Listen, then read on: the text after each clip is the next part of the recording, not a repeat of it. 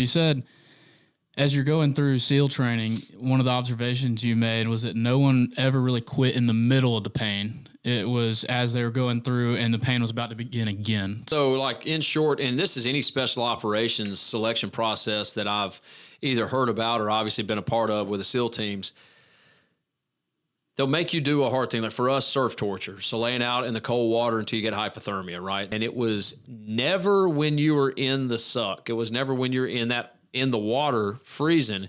It was always when you were out thinking about going back in. Guys would break and they would quit. Or it was in the evenings after the day was done. Or it was the next morning. Guys would wake up, they go up, put their helmet down, ring the bell, and they would quit. They're doing their ruck march or their long, their navigation course, not ruck march, their navigation course.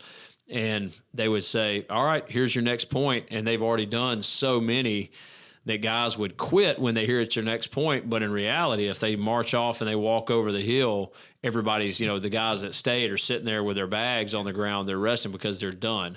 It's just to see, are you willing to continue? Guys never quit in the moment when it's bad. They always quit. Okay, I found this point. Oh my gosh, I got to go to another point, or I've got to get in the water again. That's what I mean by that. But that makes more sense. I think usually when you're going something, you can keep going, and then you start to think about doing it more. That's always the hard part. It's always thinking about the next step. And our minds make things worse than it really is too. Just got to keep going. You just got to keep going.